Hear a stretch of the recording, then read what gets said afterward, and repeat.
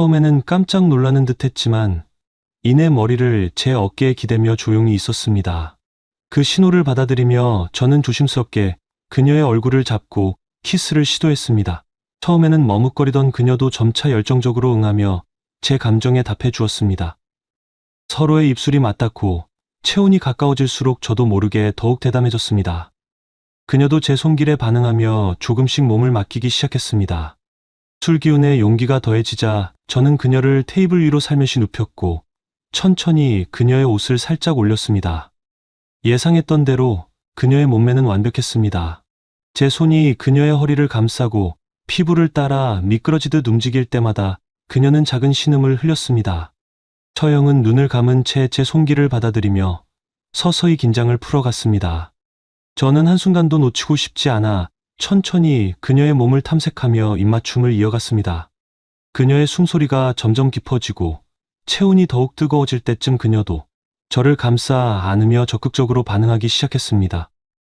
그렇게 우리는 더 이상 참을 수 없는 감정에 휩싸여 서로를 강하게 끌어안으며 하나가 되었습니다. 안녕하세요. 오늘의 사연입니다. 아직도 그날이 생생하게 떠오릅니다. 저는 올해 48살이 되었고 2년 전 코로나로 아내와 사별했습니다.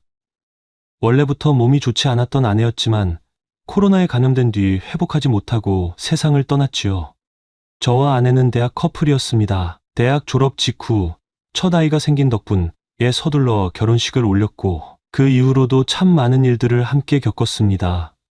이제와 돌이켜보면 아내와 함께한 추억들이 얼마나 소중했는지 새삼 깨닫게 됩니다. 아내는 저보다 3살 어렸습니다.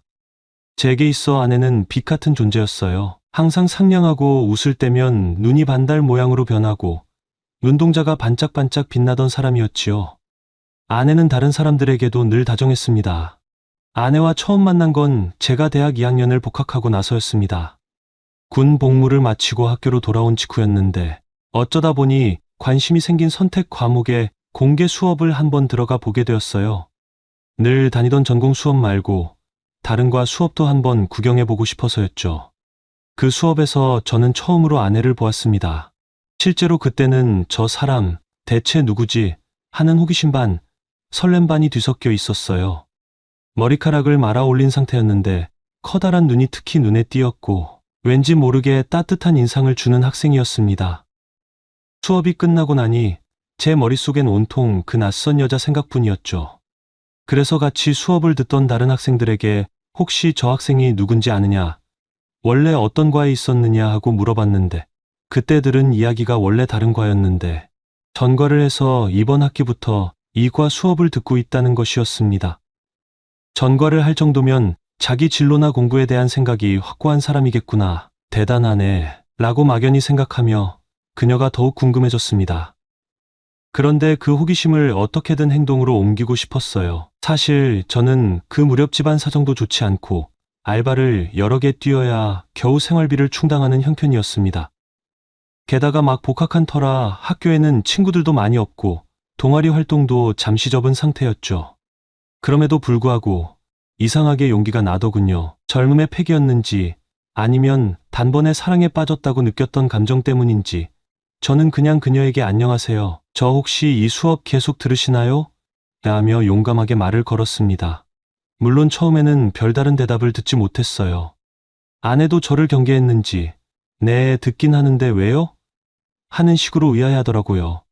그래서 저는 한두 마디라도 더 이어가 보려고 저도 이 수업 흥미가 생겨서 듣고 있는데 사실 혼자라서 질문도 잘 못하겠고 혹시 스터디를 같이 해볼 생각은 없으세요? 라고 제안했습니다. 그때 아내가 고개를 갸웃하더니 아직은 잘 모르겠어요. 그래도 나중에 문제 풀다 막히면 같이 의논할 수 있겠네요. 라고 답했죠. 지금 생각해보면 그게 아내가 처음으로 저에게 마음의 문을 조금 연 순간이 아니었나 싶습니다. 그렇게 저는 대화의 실마리를 잡고 수업 끝날 때마다 조금씩 그녀에게 말을 걸고 때로는 과제나 시험 정보도 공유하면서 친해지기 시작했습니다. 그리고 얼마 안 가 저는 그녀에게 적극적으로 데이트를 신청하게 되었습니다. 돌아보면 참 무모한 용기였는데 카페에서 차라도 한잔 하시겠어요? 라는 말로 자연스럽게 만남을 이어갔습니다. 한 번, 두 번 만나면서 서로를 조금씩 알게 되었고 그 과정에서 그녀가 사실은 언어학에 관심이 많았는데 문학 쪽으로 전과를 한 사연도 듣게 되었죠. 제 전공은 IT 계열이라 전혀 달랐지만 대화할 때면 서로의 전공 이야기를 나누는 게 의외로 흥미로웠습니다. 대학 2학년 말부터 그렇게 데이트를 시작했고 정확히 6개월 만에 저희는 공식적으로 연인이 되었습니다. 저로서는 인생 최대의 승부수였어요. 돈도 집안 백그라운드도 딱히 내세울 게 없는 형편이었지만 그래도 내 진심을 보여주자라는 마음이 강했습니다. 아내 역시 제 경제적 여건이나 배경보다도 제 성격과 노력하는 태도를 더 높이 사주었던 것 같아요. 제가 알바를 3개나 병행하면서도 수업을 빠지지 않고 프로젝트 과제까지 꼬박 챙기는 모습을 보고 참 성실하다고 칭찬해 주었거든요. 문제는 대학 4학년 때 터졌습니다. 지금 떠올리면 참 처없던 시절이었어요. 그 전까지 아내와 관계를 가질 때면 늘 피임에 신경을 썼습니다. 저희끼리 우스갯소리로 고무장갑이라고 부르며 서로 조심했죠. 그런데 어느 방학 때 제가 알바를 정말 열심히 해서 모은 돈으로 여자친구와 어디라도 좋으니 여행을 가고 싶다는 마음이 생겼습니다. 마침 항공권 할인 이벤트가 떠서 우리가 향한 곳이 바로 제주도였어요. 동아리에서나과 친구들과 함께 가본 적은 있었지만 여자친구와 단둘이 여행을 떠나는 건 처음이었습니다. 2박 3일간의 여행은 정말 꿈 같았어요. 바닷가도 걷고 맛집도 가보고 야시장 구경도 하고 스쿠터를 빌려 해변 도로를 달리기도 했죠. 그런데 문제는 마지막 날 밤이었어요. 준비해간 고무장갑을 이미 다 써버린 상태였습니다. 그때 저는 순간적으로 한 번 정도는 괜찮겠지, 설마 한 번에 임신하진 않겠지 라는 어리석은 마음을 품었습니다. 아내도 저도 분위기에 휩쓸려 서로를 깊이 원했던 터라 결국 그날 밤 아무런 대비책 없이 관계를 가졌습니다. 여행이 끝나고 학교로 돌아온 지 5주쯤 지난 어느 날 아내가 저를 조용히 불렀습니다. 나 요 며칠째 생리가 안 와. 왠지 느낌이 이상해 라는 말을 듣고 우리는 급히 약국에서 테스트기를 사서 확인했습니다. 그때 아내가 눈물을 글썽이며 제게 테스트기를 건네줬는데 처음엔 제가 그게 뭔지조차 잘 몰랐어요. 2줄이 선명하게 나타난 테스트기를 보고 아내는 울면서 임신 사실을 전했습니다. 제 머리는 순간 새하얗게 변했지만 남자라면 책임져야 한다는 생각이 곧바로 들었고 무엇보다 저는 이미 그녀와 결혼까지 생각했을 만큼 진심이었기에 두려움과 걱정보다도 그래, 같이 키우자, 우리 결혼하자 라는 말을 서둘러 했던 기억이 납니다. 물론 현실은 녹록지 않았습니다. 아직 졸업을 하지 않은 상태였고 저는 이제 막 취업 준비를 시작해야 하는 상황이었어요. 아내는 배가 불러오면 당연히 한 학기를 쉬거나 휴학을 해야 할 수도 있었죠. 인터넷이 지금처럼 발달하지 않았던 시절이라 임신과 출산, 그리고 결혼에 대한 정보를 얻으려면 친척이나 선배 혹은 동네 지인들에게 일일이 물어보는 수밖에 없었습니다. 그래도 먼저 해야 할 일은 아내 부모님께 사실을 알리고 용서를 구하는 것이었습니다. 아내 손을 꼭 잡고 혹시 모를 상황에 대비해 아내의 언니와 함께 장인어른, 장모님을 뵈러 갔습니다. 아내의 언니는 이미 졸업 후 취직해 일을 하고 있었고 상황 파악도 빨랐습니다. 아버지, 동생이 임신을 했습니다. 지금 남자친구는 책임을 지겠다고 하니 너무 화만 내지 말고 들어보세요. 라며 분위기를 잡아주었죠. 장인어른은 처음엔 노발대발하셨습니다. 자네 가진 게 대체 뭐가 있나? 집안 사정은 또 어떤가? 결혼할 때 집에서는 뭘 해줄 수 있나? 하고 물으실 때 저는 대답할 말이 없었습니다. 저는 대학생이고 집안은 형편이 좋지 않아 결혼에 도움을 받을 수 없습니다. 그래도 제가 열심히 일해 어떻게든 아이와 제 아내가 굶지 않도록 하겠습니다. 라고 한참 동안 고개를 숙이고 말씀드렸습니다. 장인어른은 한숨을 푹 쉬더니 에휴 어찌됐든 이미 아기가 생겼으니 내가 뭐라 하겠나. 대신 책임 제대로 져야 할 게야 라고 하시더군요. 사실 그때 처형과 장모님이 끈질기게 설득해 주지 않았다면 저 혼자였으면 아마 그대로 쫓겨났을지도 모릅니다. 결혼 승낙이 떨어지기까지 2-3시간 넘게 걸렸으니까요. 그리하여 저희는 먼저 혼인신고를 하고 결혼식은 나중으로 미루자고 결론을 냈습니다. 둘 다 졸업을 앞두고 있고 취업 준비까지 해야 한 이식을 제대로 치를 상황이 아니었거든요. 다행인 것은 제가 전공한 분야가 그 당시 꽤 수요가 많아 취업이 비교적 잘 되었다는 점이었습니다. 저는 졸업하자마자 바로 중견 IT 기업에 입사했고 초봉치고는 꽤 괜찮은 수준의 월급을 받을 수 있었습니다.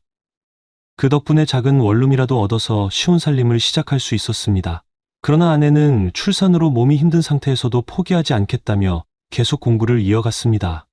사실 저는 몸조리나 잘했으면 좋겠다. 굳이 무리해서 공부하거나 취직하지 않아도 된다고 했지만 아내는 자신의 꿈을 완전히 놓고 싶지는 않았다고 하더군요.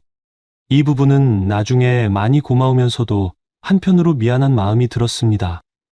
결혼하고 아이를 낳게 되면서 본인이 원했던 방향으로 가지 못하는 건 아닐까 하는 걱정이 있었거든요. 아내는 출산 직전까지도 틈틈이 온라인 강의를 듣거나 책을 참고해 과제나 레포트를 작성했습니다. 주변에선 저 정도로 의지가 강하다면 분명 성공할 거다라고 응원했죠. 정말 감사하게도 처영이 같은 도시에서 살고 있었고 출산 전후로 아내를 많이 도와주었습니다. 초기에 입덧이 심할 때 식사도 제대로 못하고 병원이나 보건소를 오갈 때마다 처영이 함께 동행해 주었어요. 그렇게 첫째 아이가 태어났고 저희는 기쁨과 동시에 책임감, 그리고 현실적인 어려움도 함께 맛봤습니다. 밤낮 가리지 않고 울어대는 아기 때문에 잠을 설치기 일쑤였고 아내는 호르몬 변화로 산후 우울증 기운도 좀 있었습니다. 그래도 저희는 서로 의지하며 하나씩 배우고 익혀나갔습니다. 아내가 같이 아이를 키운다는 게 이렇게 힘들고도 기쁜 일이었구나라고 가끔 웃으면 저도 우리가 잘하고 있지 하며 맞장구를 쳐주었죠. 그때 아내 표정이 참 편안하고 사랑스러웠습니다. 아이가 100일이 지날 무렵 처형도 결혼식을 올렸습니다. 그녀 역시 아이를 갖게 되었고 뱃속 아기가 저희 첫째와 나이 차이가 크지 않았어요. 그러다 보니 서로 육아 정보를 주고받고 함께 병원에 가기도 하면서 더욱 친밀해졌습니다. 어쩌다 처형 집에 놀러 가면 조카와 저희 아이가 비슷한 시기에 태어나다 보니 비슷한 제품의 분유나 기저귀를 같이 공동구매해 나눠 쓰기도 했지요. 처형 남편분도 좋은 사람이어서 함께 육아 이야기나 직장인의 애환 등을 나누며 서로 응원했습니다. 시간이 흐르고 아내가 조금씩 몸이 회복되자 이제 나도 무엇이든 해보고 싶다며 구직 활동을 시작했습니다. 솔직히 말하면 저는 아내가 너무 무리하지 않을까 걱정했어요. 회사 생활과 육아를 동시에 감당하기란 쉬운 일이 아니니까요. 그러나 아내는 주말마다 자격증 스터디를 하고 대학원 진학까지 생각해 볼 정도로 열정이 대단했습니다. 결국 아내는 대학을 마치고 아이가 돌 무렵부터 실무 경험을 쌓을 수 있는 중소기업에 들어가 일하기 시작했습니다. 저는 야근이 잦았지만 그래도 월급이 조금씩 올라 안정적으로 가정을 이끌 수 있다는 것에 감사했어요. 그러다 둘째가 찾아왔습니다. 사실 첫째가 너무 어렵게 태어나고 육아가 얼마나 힘든지 이미 알고 있는 상태였기에 저희 둘 다 마음의 준비가 필요했어요. 하지만 우리는 이미 첫째를 길렀고 처형도 있으니 서로서로 도와가며 키우자는 긍정적인 마음으로 받아들였습니다. 결국 둘째를 출산하고 나서는 더 큰 집으로 이사해야 했는데 그 무렵부터 제가 조금씩 야근과 주말 근무를 늘려서 추가 수당도 많이 벌고 중간에 신용대출도 받아서 보증금을 마련했습니다. 아내에게 미안하다, 이사할 때 내가 제대로 못 도와줘서라고 할 때마다 아내는 우리 같이 잘 헤쳐나가고 있잖아. 괜찮아. 라며 저를 다독여 주었습니다. 그렇게 우리 가족은 하나둘 안정을 찾아갔고 아내는 회사에서 경력을 쌓아 조금 더 큰 기업으로 이직에도 성공했습니다. 취업 당시 한창 애둘 키우느라 정신없었는데도 면접 준비를 철저히 하더군요. 마지막에 회사 측에서 최종 합격 통보를 줬을 때 그날 밤 저희는 피곤한 줄도 모르고 조용히 잠들어 있는 아이들을 보며 우리가 그래도 여기까지 잘 왔다. 정말 대견하다. 고 서로를 격려했습니다. 이제 이야기를 2년 전으로 돌려야겠네요. 평온하던 일상이 코로나 사태로 인해 갑작스레 흔들렸습니다. 아내는 평소에도 면역력이 약하고 천식기가 조금 있었습니다. 조심해야 한다는 생각에 외출을 자제하고 재택근무를 최대한 활용했어요. 회사에서도 배려를 해주었고요. 그런데도 불행하게도 어느 날 갑자기 고열과 호흡곤란 증상이 찾아왔고 이번 이틀 만에 상태가 급격히 나빠졌습니다. 저 역시 바이러스에 감염되어 한동안 집에서 자가격리를 해야 했습니다. 아내의 병원에 함께 가보지도 못한 채 속수무책으로 상태가 악화되는 소식만 들어야 했습니다. 그리고 결국 아내는 코로나 합병증으로 세상을 떠났습니다. 그때 저는 정말 모든 걸 잃어버린 것 같았습니다. 아이들은 그나마 처형이 돌봐주었지만 제가 정신을 못 차리고 울며불며 힘들어하던 시기가 꽤 길었습니다. 문득문득 대학교 시절 처음 마주쳤던 공개 수업에서의 아내 모습, 장인어른 앞에서 무릎 꿇고 사정했던 순간, 첫 아이의 100일 때 찍었던 사진 등이 파노라마처럼 스쳐 지나갔습니다. 저와 아내가 청춘을 함께 보냈던 시간, 그리고 부모로서 함께 아이들을 키우던 지난날들이 얼마나 소중했는지 아내가 떠나고 나서야 더 절실히 깨닫게 되었죠. 처형은 저보다 1살 어립니다. 그런데도 저를 대할 때는 항상 든든함이 느껴졌어요. 외모나 신체 조건을 비교하면 농담 삼아 우리 집안의 좋은 유전자는 동생이 다 가져갔다고 처형이 곧잘 말하곤 했습니다. 사실 아내가 키도 좀 더 크고 얼굴 생김새가 조금 더 화사한 편이었거든요. 그렇다고 처형이 매력이 없다는 이야기는 절대 아닙니다. 처형도 키가 160은 훌쩍 넘고 얼굴형이 예쁜 계란형에다 수수한 듯 하면서도 밝은 미소가 인상적이죠. 주변 사람들을 잘 챙기고 어떤 일이든 앞장서서 해결하려 드는 모습이 있달까요. 아내와 제가 결혼하기 전부터 처형은 이미 직장 생활을 하면서 사회 경험을 꽤 쌓았던 터라 저와 아내가 학교를 졸업하고 결혼을 준비할 때도 여러 가지 실질적인 조언을 해주었습니다. 예를 들면 혼수나 예물보다 둘이 처음 살 집의 계약 조건이 더 중요하다고 알려준다든지 막상 결혼식 날 정신없을 테니 미리 체크리스트를 만들어 두라고 하는 식이었죠. 저는 그때 아직 취업한 지 얼마 안 된 신입사원이었고 아내는 임신으로 몸이 무거울 때였기 때문에 둘 다 어떻게 해야 좋을지 막막했습니다.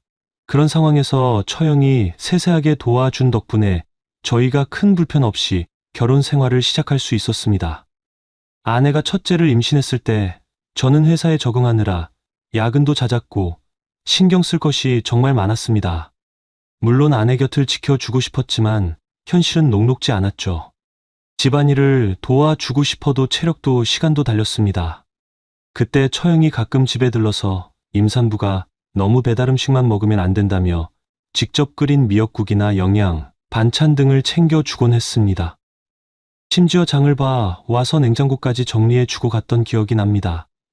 아내가 입덧 때문에 힘들어할 때는 처형이 출근 전이나 퇴근 후에 들러 잠깐이라도 집안 청소를 도와주었다니까요. 첫째가 태어났을 땐 더욱 정신이 없었죠. 초보 부모인 저나 아내는 반나절 없이 우는 아기 앞에서 우왕좌왕할 수밖에 없었습니다. 그럴 때마다 처형이 병원에서 배운 육아 정보를 전해주기도 하고 자신이 이미 육아를 먼저 경험한 직장 동료들에게 물어본 팁을 공유해주기도 했습니다. 제게는 그 조언 하나하나가 눈부신 빛 같았습니다. 특히 모유 수유나 분유 수유를 병행해야 할 때 얼마 간격으로 수유를 해야 하는지, 트림은 어떻게 시키는 게 좋은지 같은 소소한 부분까지도 알려줬죠. 사실 처음에는 나도 잘 몰라라고 말하던 처형이었는데 막상 아기가 태어나고 보니 온갖 정보를 부지런히 찾아다 주더군요. 시간이 흐르고 저희 아이가 한참 뒤집기를 하거나 기어다닐 때쯤 처형도 결혼을 하게 되었습니다. 처형 남편이 같은 회사 동료였습니다. 둘 다 성격이 참 잘 맞아서 이 자매는 정말 좋은 배우자를 만났구나 하고 흐뭇하게 생각했지요. 결혼 후 얼마 지나지 않아 처형도 딸아이를 출산했고 그러나 곧 임신휴가로 인해 회사 일을 그만두는 선택을 했습니다. 회사 복직이 쉽지 않아 보이기도 했고 처형은 새로운 일을 해보고 싶은 욕심도 있었던 모양입니다. 그래서 처형은 작은 분식집을 차렸습니다. 저희 아파트 근처 상가에 매장을 얻어 떡볶이, 김밥, 튀김 같은 메뉴를 파는 식당이었죠. 내 손맛을 제대로 한번 시험해보고 싶다는 게 처형의 말이었습니다. 결정적으로 저희가 사는 지역이 꽤 대단지 아파트였기에 장사가 잘 될 거라는 확신이 있었다고 하더군요. 예상대로 손님이 끊이지 않을 정도로 장사가 번창했습니다. 장을 보고 새벽같이 재료를 손질하고 낮부터 밤까지 분식집을 지키며 일하는 걸 보면 참 부지런한 사람이구나 싶었어요. 자연스럽게 저나 아내 그리고 아이들도 공짜로 맛있는 분식을 자주 얻어먹었죠. 당시만 해도 저희 부부와 처형 부부는 정말 가까운 사이로 지냈습니다. 아이들도 자주 함께 놀았고 주말마다 양가가 모여서 캠핑을 가거나 펜션을 잡고 놀러 다니기도 했죠. 큰 놀이공원이나 워터파크를 함께 방문하기도 하고 여행지를 함께 정해 미리 예약한 후 연휴를 보내기도 했습니다. 지금 생각하면 그 시간이 제 인생에서 가장 행복이 넘쳤던 시절이 아니었나 싶습니다. 그러나 5년 전 처형이 큰 아픔을 겪었습니다. 남편이 바람을 피운 것도 모자라 집안 돈을 몰래 빼돌려 내연녀의 사업에 투자했다가 사기를 당해 손해를 크게 본 거죠. 저희 부부도 뒤늦게 그 사실을 알게 되어 적잖이 충격을 받았습니다. 결국 이 일로 두 사람은 이혼을 하게 되었습니다. 딸을 데리고 혼자 살아가야 하는 처형은 정말 힘들어 보였습니다. 주변에선 그래도 아이를 위해 한 번 더 생각해봐야 하는 것 아니냐고 했지만 처형 입장에서는 배신감이 너무 컸고 실제로 남편이 그 사건 이후에도 내연녀를 완전히 정리하지 못했다고 하니 돌이킬 수 없었나 봅니다. 처형은 표면적으로는 여전히 씩씩했지만 아내가 몰래 제게 털어놓은 바에 따르면 언니가 밤마다 혼자 술을 마시고 울곤 한다고 하더군요. 바쁘다는 핑계로 주위 사람들에게는 괜찮은 척했어도 속은 얼마나 무너져 내렸을지 짐작조차 되지 않았습니다.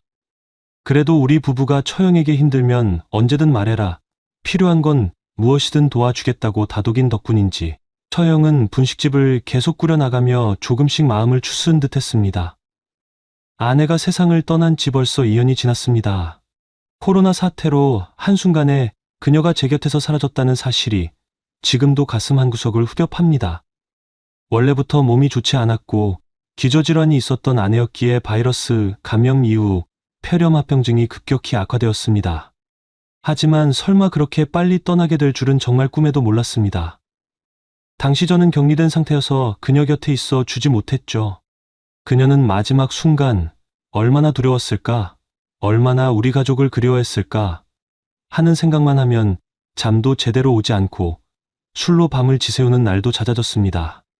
아내가 떠난 뒤 저와 아이들의 삶은 눈에 보일 정도로 크게 달라졌습니다. 첫째는 이미 대학 졸업을 앞둔 성인이었기에 제 걱정에서 조금 벗어나 있었지만 둘째는 아직 고등학생이라 여러 면에서 부모의 손길이 절실했습니다. 그런데 저는 아내를 잃은 충격과 슬픔에 빠져 몸과 마음이 제대로 움직이지 않았고 당장 밥이며 빨래며 집안일이 눈앞에 산더미처럼 쌓였습니다. 아침에 일어나면 늘 먼저 아이들 도시락을 챙겨주던 아내가 없다는 사실이 저를 절망하게 만들었고 퇴근 후 아무도 없는 집에 들어설 때면 끔찍하게 외로웠습니다. 하루는 현관에 들어서자마자 아무 생각 없이 여보, 나왔어라고 습관처럼 말하려다 눈물을 쏟은 적도 있었습니다. 제 정신이 온전치 않으니 둘째 아이 역시 방에 혼자 틀어박혀 있는 시간이 늘어갔고 서로의 마음을 돌볼 여력조차 없었습니다. 그런 저희를 가장 가까운 곳에서 돌봐준 사람이 바로 처형이었습니다. 처형도 한참 분식집을 운영하느라 매일 아침부터 밤까지 바쁘게 뛰어다녔지만 아내가 세상을 떠난 직후부터 거의 매일같이 저희 집에 들러 챙겨주곤 했습니다. 그때까지 저희는 가족끼리 잘 지낸다 정도였는데 아내가 떠난 후로부터는 처형이 아내의 빈자리를 대신해준다는 생각이 들 만큼 적극적으로 도와주었습니다. 오늘 저녁은 차려 먹었어요? 둘째 학교 다녀와서 밥은 먹였어요? 처형이 늘 이런 식으로 안부를 물어왔습니다. 시시콜콜한 것 같아도 그 질문 하나가 제겐 큰 의미였습니다. 제가 마냥 멍하니 앉아 슬픔에 빠져 있을 때 처형이 사다 준 장바구니 속 야채와 고기를 보고서야 부엌으로 발걸음을 옮길 수 있었습니다. 아이도 마찬가지였죠. 반찬이 없다고 컵라면으로 끼니를 해결하던 녀석이 어느 순간부터 이모가 해놓고 간 반찬이 남아있으니 그거 데워 먹어야겠다고 조금씩 일상의 리듬을 되찾았습니다. 저는 밤마다 아내의 부재를 떠올리며 술잔을 기울이기 일쑤였습니다. 그 시기에 처형이 제게 전화를 걸어 제부, 술 좀 줄이세요. 그러다 몸 상해요. 그리고 울고 싶으면 울어요. 꾹 참지 말고 라고 말해주었습니다. 때로는 처형이 새벽녘까지 전화를 붙들고 있어 주거나 직접 집 앞으로 달려와 저를 달래주기도 했습니다. 두말할 것 없이 둘째 아이가 힘들어할 때도 처형이 일일이 얘기를 들어주고 아이가 말문을 열지 못하면 차분히 기다려주면서 얘야 힘들 때 이모가 있으니 언제든 얘기해라고 해주곤 했죠. 처형은 분식집을 통해 생활비를 벌어 딸을 키우면서도 아내가 입원했을 때는 병원에서 간병 도우미처럼 아내를 돌봐주기도 했습니다. 대단한 책임감과 성실함이 있었기에 저와 아내가 늘 그녀를 신뢰했고 가까이 지냈죠.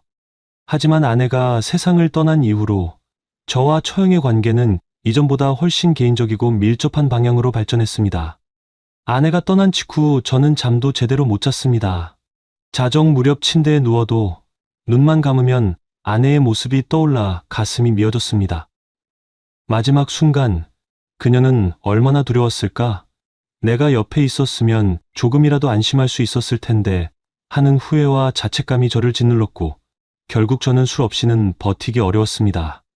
그 무렵 처형이 옆동으로 이사를 왔습니다. 아내가 남긴 유품들을 저 혼자서 처리하기도 힘들어하니 처형이 그럼 내가 형부 집 가까이에서 지내며 자주 도와줄게요라고 결심한 것입니다.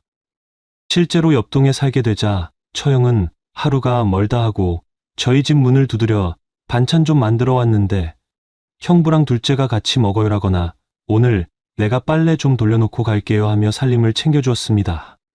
자연스럽게 저와 처형은 자주 마주치게 되었고 종종 함께 아이들 얘기를 나누거나 아내 이야기로 울고 웃는 시간이 늘어났습니다.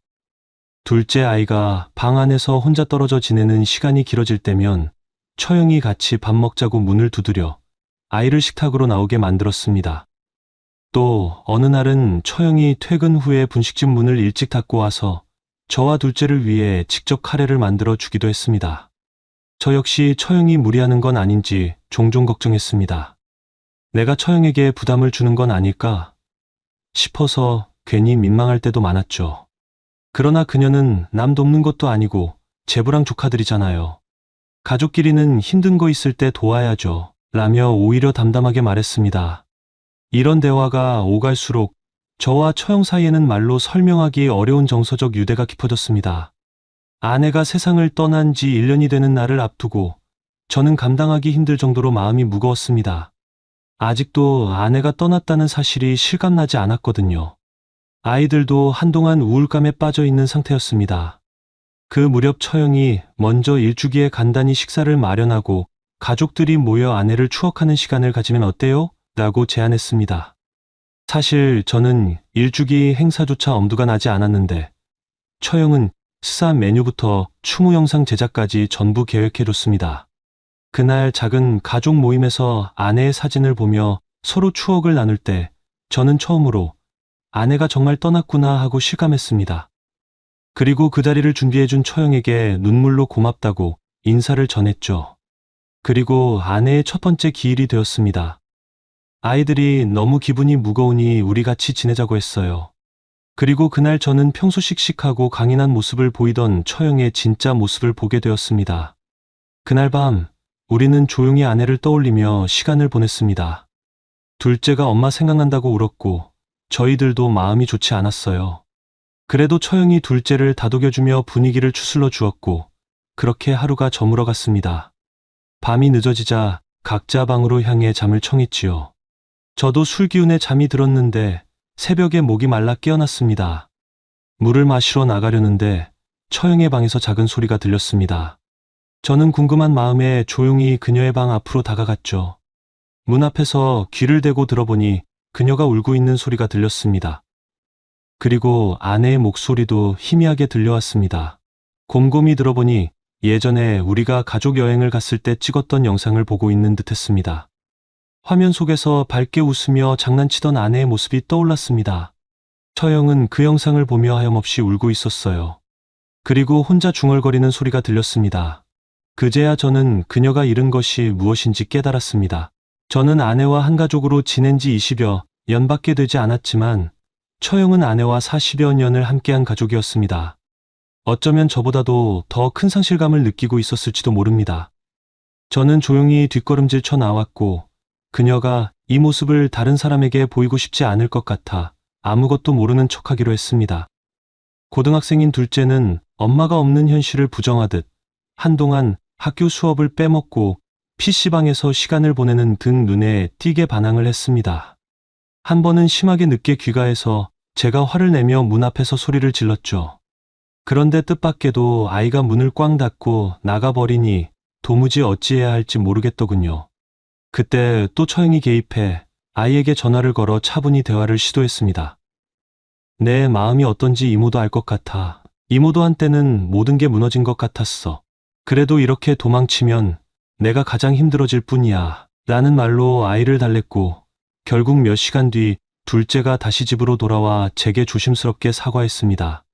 그 뒤로 저는 처형에게 고마움과 동시에 아이를 위해서라도 정신을 더 똑바로 차려야겠다는 책임감을 느꼈습니다. 분식집도 한동안은 코로나 여파로 매출이 줄었다고 들었습니다. 처형은 어려움을 극복하기 위해 온라인 판매나 배달 서비스를 강화했고, 신메뉴 출시 이벤트도 열었습니다. 어느 날 처형이 형부, 조카들이랑 같이 와서 새로 만든 오므라이스랑 컵떡볶이 좀 맛봐요. 평가도 해주고요. 하고 초대하더군요. 둘째와 함께 가게에 들렀는데 평소보다 더 밝은 모습의 처형이 계산대에 서 있었습니다. 그날 저희가 이건 매콤하면서도 달달한 맛이 살짝 부족해요. 설탕 대신 조청 같은 거 써보면 어떨까요? 라고 의견을 내자 처형이 좋은 아이디어인데요. 역시 우리 가족 최고라며 웃었습니다. 아이도 그 순간만큼은 엄마를 잃은 슬픔에서 잠시나마 벗어난 듯 기분 좋아 보였습니다. 아내를 잃은 슬픔에서 헤어나지 못하던 저를 가장 가까운 거리에서 보살펴주고 아이까지 돌봐주는 처형. 둘 다 힘든 시간을 겪고 같은 상처를 조금씩 공유하는 듯하다 보니 어느 순간부터 서로에게 마음이 기울기 시작한 게 사실입니다. 처음에는 단순히 서로를 의지한다 정도였는데 시간이 흐르면서 어쩌면 그 이상의 감정이 싹트고 있다는 걸 저도 처형도 느끼고 있었습니다. 하지만 저는 처형을 보고 무슨 생각을 하는지 스스로 질책했습니다. 진짜 시간이 모든 것을 치유해 주더군요. 저와 우리 가족들이 그 아픔 속에서 점차 헤어나오고 평범한 일상으로 돌아갔습니다. 하지만 일상 속에서 처형이 점점 아내의 빈자리를 채워주면서 저도 모르게 그녀를 의지하게 되었습니다. 그녀가 있으면 마음이 안정되고 없으면 왠지 불안한 감정이 들었습니다. 힘든 하루가 끝나갈 무렵, 몸과 마음이 지쳐갈 때면 남자라면 누구나 겪게 되는 감정이 밀려옵니다. 저 역시 그런 순간마다 몰래 외국 영상들을 보며 스스로를 달래곤 했습니다. 화면 속 장면들이 한동안 제 감각을 자극했지만 영상이 끝난 후 조용한 방 안에서 남겨진 것은 언제나 한 가지 이미지였습니다. 그것은 마치 그림자처럼 따라다니는 처형의 모습이었습니다. 그 이미지는 제 머릿속에서 지워지지 않고 계속해서 맴돌았습니다. 오랜 시간 가까이 지내다 보니 그녀의 나체를 직접 본 적은 없지만 그 외의 모든 모습들은 너무도 익숙했습니다. 함께 생활하며 자연스럽게 공유한 순간들이 많았고 그 과정에서 보게 된 그녀의 여러 모습들이 머릿속 깊이 남아 있었습니다. 집 안에서 그녀가 허리를 숙여 무언가를 할 때 헐렁한 옷 사이로 스치듯 보이던 풍만한 가슴의 곡선이 떠오릅니다. 펜션에서 함께 놀았던 어느 날 아무 생각 없이 방 문을 열었을 때 그녀가 옷을 갈아입고 있었고 깜짝 놀라 손으로 몸을 가리던 모습도 선명합니다. 그 순간 저는 황급히 문을 닫았지만 그 짧은 순간에 본 장면이 지워지지 않았습니다. 또한 그녀의 집에 놀러 갔을 때 아침에 마주쳤던 기억도 잊히지 않습니다. 부스스한 머리로 졸린 눈을 반쯤 뜨고 저를 바라보던 그녀. 그런데 그때 그녀는 속옷을 입지 않은 상태였고 얇은 옷 사이로 자연스레 드러난 몸의 라인이 눈에 들어왔습니다. 저는 애써 시선을 피하려 했지만 그 순간의 이미지가 머릿속 깊이 각인되었습니다. 그때마다 처형이니까 다른 생각은 하지 말자라고 다짐했지만 시간이 흐를수록 오히려 그녀의 모습이 더욱 선명하게 떠올랐습니다. 그리고 지금은 그때보다 더 강하게 저를 사로잡고 있습니다. 밤이 깊어질수록 조용한 방 안에서 그 기억들이 더욱 선명해집니다. 함께한 순간들이 잔잔하면서도 치명적인 감정으로 다가오고 저도 모르게 다시금 떠올리게 됩니다. 결국 저는 매번 스스로를 달래며 잊히지 않을 그 장면들을 다시 한번 되새기게 됩니다. 시간이 흐를수록 사라지기는커녕 더욱 선명해지는 기억들. 그것들은 마치 순결처럼 제 안에 자리 잡아 저를 지배하는 듯합니다. 이런 시간이 길어지면서 세상을 떠난 아내에 대한 죄책감과 동시에 처형에 대한 그리움이 머릿속에서 끊임없이 싸우는 듯한 기분이 들었습니다. 한편으로는 아내를 잃은 슬픔과 외로움이 남아 있었고 다른 한편으로는 처형이 보여주는 따뜻한 관심과 애정어린 눈빛이 복잡하게 뒤섞이며 마음을 흔들었습니다. 시간이 지날수록 제 감정이 단순한 유대감이 아니라는 것을 깨닫게 되었고, 어느 순간부터는 처형도 저와 같은 감정을 느끼고 있는 것은 아닐까 하는 생각이 들었습니다. 처형이 저를 바라보는 눈빛, 가끔씩 신경 써주는 모습들은 단순한 가족 이상의 감정으로 느껴졌습니다. 물론 제가 착각하는 것일 수도 있겠지만 어느 날 퇴근 후 더는 참을 수 없어 집으로 가지 않고 처형의 가게로 향했습니다. 그녀의 태도를 확인하고 싶었습니다. 가게 문을 열고 들어가니 처형이 반갑게 맞아주었습니다. 저는 자연스럽게 술 생각이 난다고 핑계를 대며 한쪽 구석 테이블에 앉았고 순대와 내장을 좀 가져다 달라고 했습니다. 마감 시간이 얼마 남지 않아 손님은 없었고 저는 혼자 냉장고에서 소주를 꺼내 들었습니다. 얼마 지나지 않아 처형이 순대와 내장 그리고 오뎅탕을 내려놓고 돌아서려 하길래 불러 세웠습니다. 어차피 이 시간에 마감할 테니까 같이 합시다. 처형은 잠시 저를 바라보며 고민하는 듯 했지만 이내 고개를 끄덕이며 먼저 드세요. 잠깐 정리하고 올게요. 라고 말하고 가게 정리를 마친 뒤 제 옆에 앉았습니다. 잔을 채우고 가볍게 건배를 한 후 우리는 일상의 대화를 나누기 시작했습니다. 서로의 근황을 묻고 아내가 살아있을 때의 이야기와 가족 이야기 등을 나누며 한동안 편안한 분위기가 이어졌습니다. 그러다 어느덧 수주 2병이 비워지고 나니 마음속 깊이 눌러두었던 감정이 점점 끓어오르며 더는 참을 수 없게 되었습니다. 저는 술기운을 빌려 용기를 내었습니다. 처형 당신 좋아합니다. 술기운이 도는 상태였지만 이 말만큼은 명확하게 전해야 한다는 생각뿐이었습니다. 처형은 놀란 듯한 표정을 지으며 저를 바라보더니 곧 시선을 피했습니다. 그리고 아무 말 없이 소주 한 잔을 단숨에 들이킨 후 조용히 말했습니다. 그래서 지금 뭐 하자는 거예요?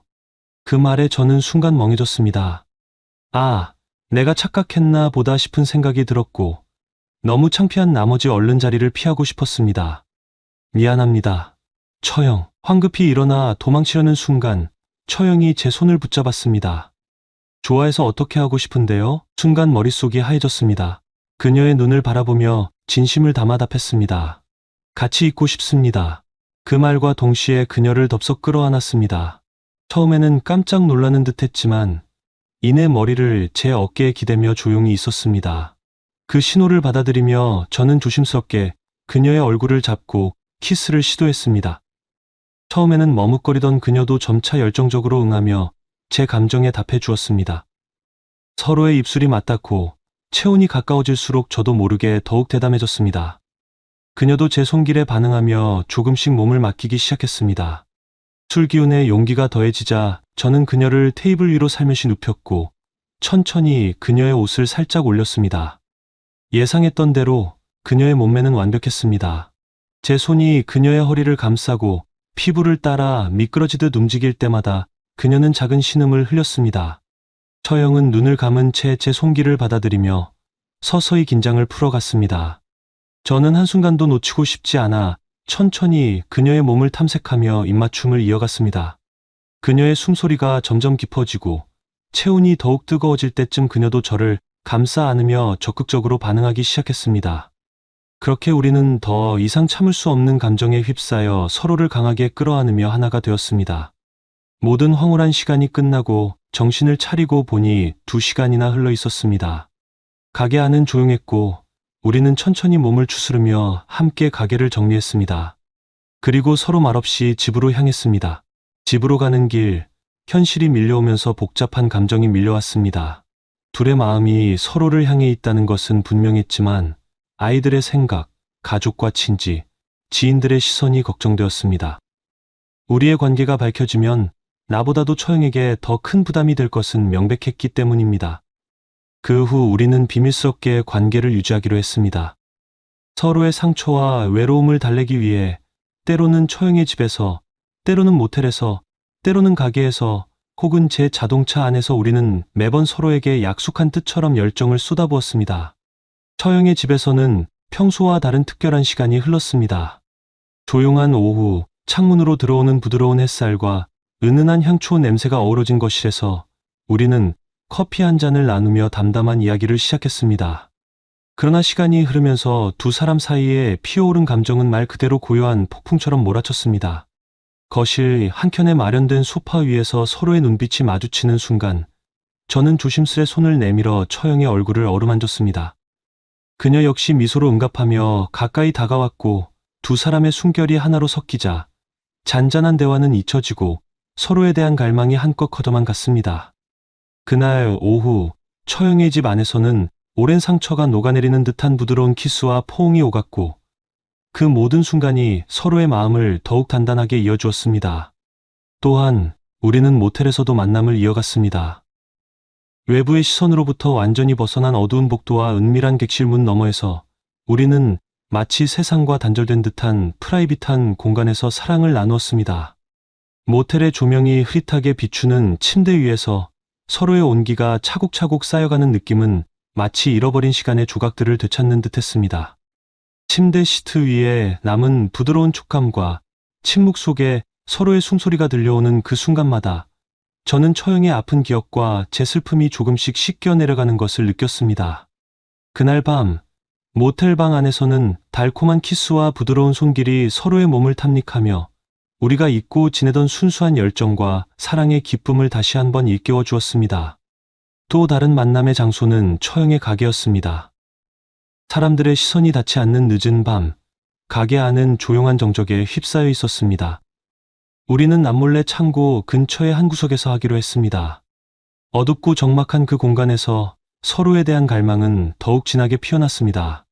저는 가게의 한켠에 조용히 마련된 의자에 앉아있던 처형에게 다가가 손끝으로 그녀의 팔을 쓰다듬으며 부드럽게 속삭였습니다. 그 순간 우리는 서로의 온기를 느끼며 감춰두었던 욕망이 한순간에 터져나오는 것을 막을 수 없었습니다. 가게의 차가운 벽돌 냄새와 대비되는 따뜻한 우리의 숨결이 어우러지면서 짧은 시간 동안 그곳은 오로지 우리만의 은밀한 안식처가 되어 주었습니다. 또한 때로는 제 자동차 안에서 만남을 갖기도 했습니다.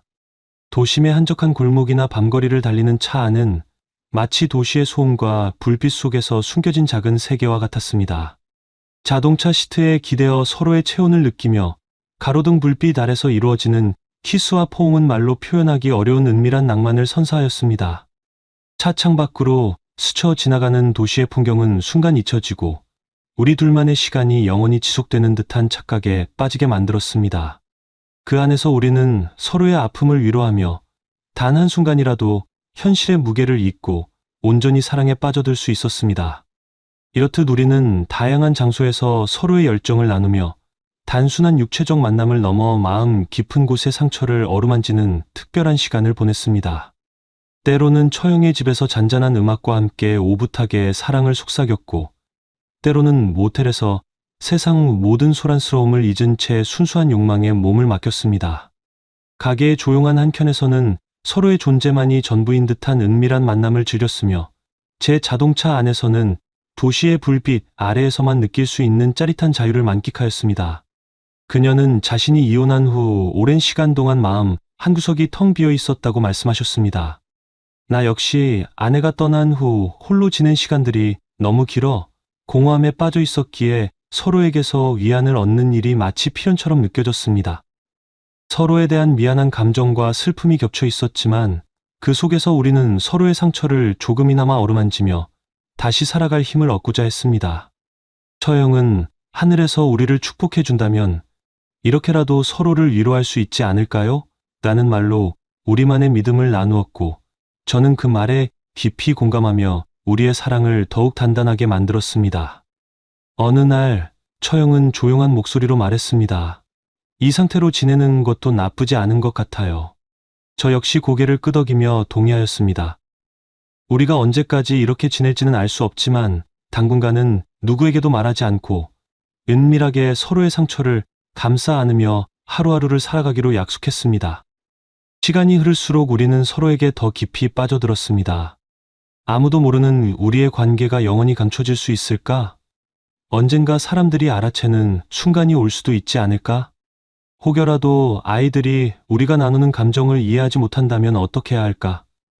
이런 현실적인 고민들이 불현듯 밀려올 때마다 우리는 깊은 한숨을 쉬며 서로를 바라보았습니다. 하지만 고민이 아무리 깊어져도 우리의 선택은 결국 한 가지였습니다.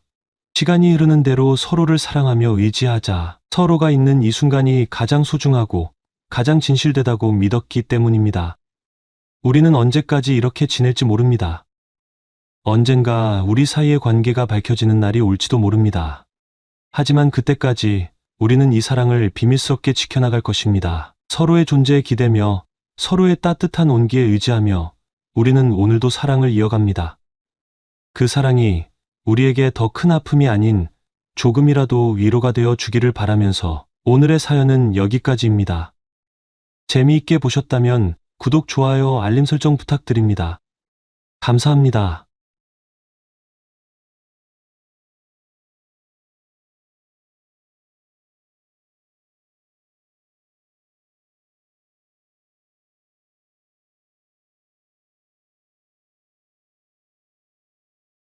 형수님이 갑자기 저를 껴안더니 벽에 밀어붙이고 제 입술을 물었습니다.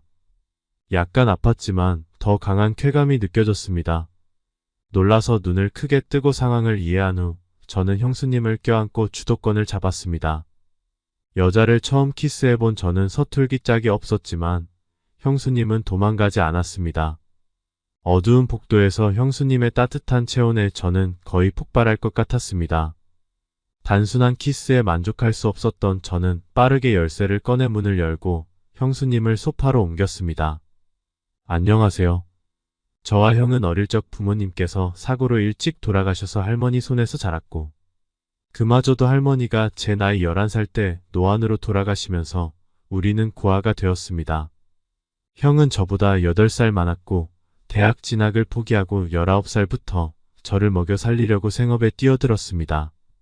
형 덕분에 저는 국내 명문대에 들어갔고 악착같이 공부를 해서 전액 장학금으로 대학을 마쳤습니다. 형은 저의 졸업을 앞두고 3년 사귄 형수님과 7개월 전에 결혼식을 올렸습니다. 그리고 제가 금융회사에 취직을 했다는 소식을 듣고 형과 형수님은 맛있는 한우를 사준다며 같이 차를 타고 이동하다 대형 교통사고를 당하고 말았습니다. 병원에서 깨어났을 때 가장 먼저 본 사람은 형수인 박지연이었습니다. 그녀는 아직도 사고 당시의 옷을 입고 있었고 긴 생머리가 뒤엉켜 있었습니다. 그녀의 큰 눈은 눈물로 벌겋게 부어 있었습니다. 그제야 저는 형이 없다는 사실을 알게 되었습니다.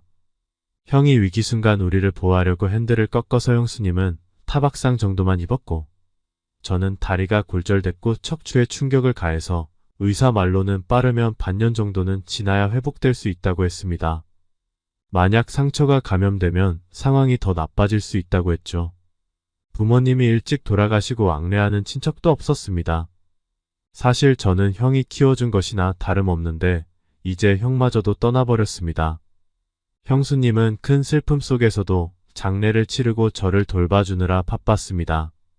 큰 충격을 받은 저는 저 때문에 형님이 돌아가셨다는 자괴감에 나날이 우울해 갔으며 여러 번 안 좋은 생각을 했었습니다.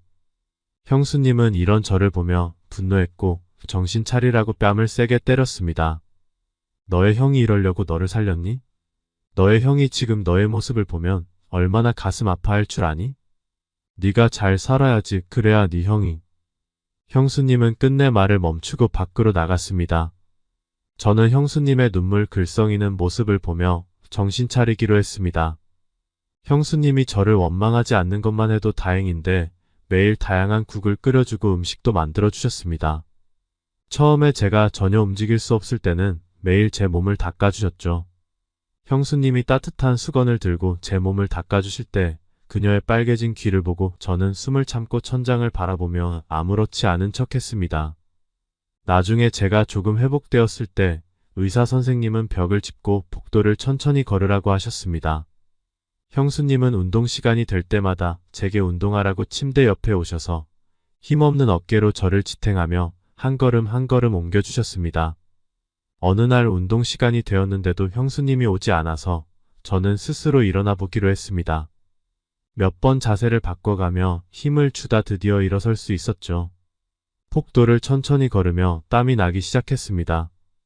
형수님께 제가 일어설 수 있다는 것을 보여드리고 싶어졌죠. 그런데 폭도 끝에 있는 코너를 돌자 형수님이 얼굴을 가리고 울고 있는 모습이 보였습니다.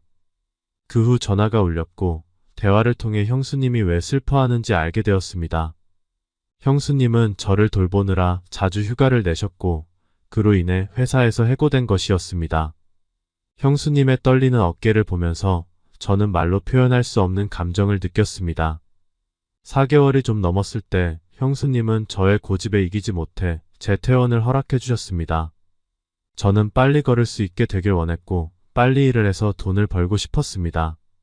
형수님에게 모든 생활 부담을 지우지 않으려고 했던 거죠. 저는 대학교 때도 계속 장학금을 받았고 2학년 때는 창업한 선배와 함께 프로젝트를 하면서 많은 경험을 쌓았습니다. 졸업 전에 이미 한 금융회사에서 고액 연봉을 제안받았지만 그 교통사고로 인해 모든 것이 중단되었습니다.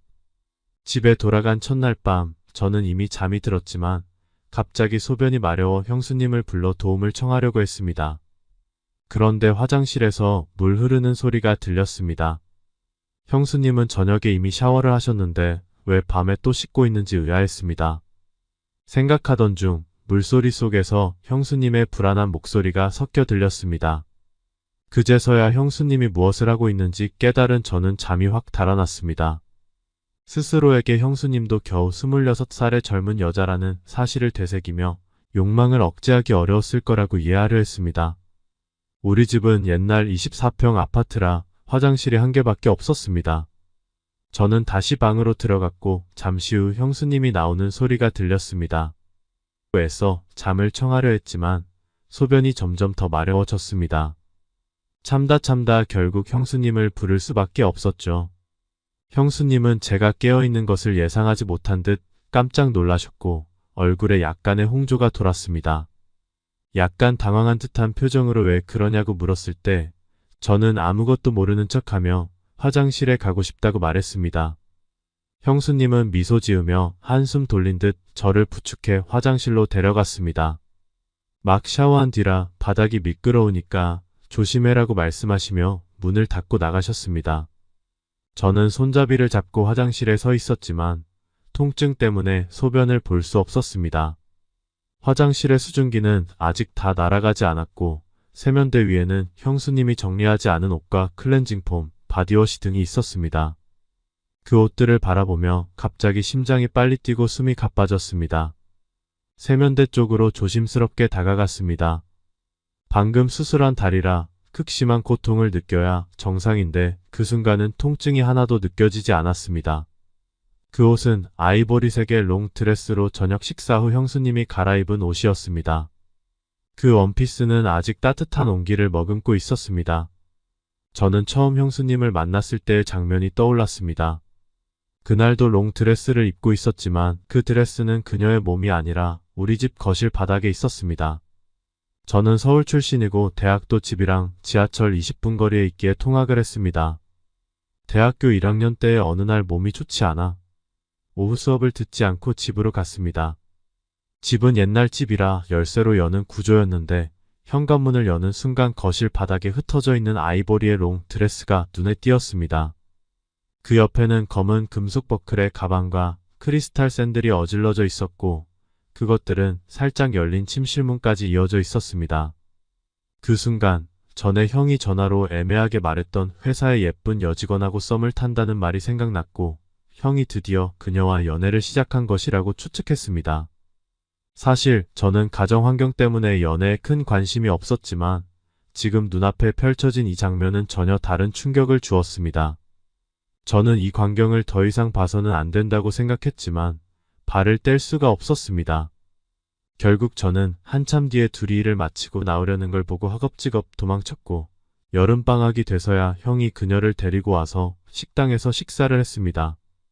그제서야 그녀의 이름이 박지연이고 저보다 3살 많으며 강원도 출신이라는 것을 알게 되었습니다. 그날 식사 자리에서 저는 계속 고개를 숙이고 있었습니다. 형은 저를 보며 여자와 교류할 기회가 적어서 부끄러워한다고 웃었습니다. 그날 생각을 하며 제 호흡은 점점 가빠지고 손이 떨리기 시작했습니다.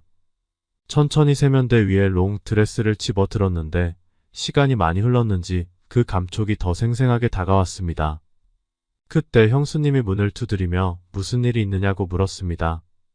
저는 당황해서 서둘러 정리를 하려다 그만 발이 미끄러져 바닥에 넘어지고 말았습니다. 형수님은 소리를 듣고 바로 문을 열고 들어왔습니다. 저는 생각할 틈도 없이 고통에 신음하며 바닥에 누워 있었습니다. 형수님은 조심하라고 했잖아. 어쩌다가 넘어졌어. 너한테 무슨 일이라도 생기면 나중에 내 형한테 뭐라고 말하겠어. 라고 말하며 저를 일으켜 세워주었습니다. 저는 그 말에 순간적으로 멍해졌습니다. 형수님은 형을 정말 사랑했습니다. 형이 세상을 떠난 후에도 형수님은 기꺼이 저를 돌봐주셨습니다.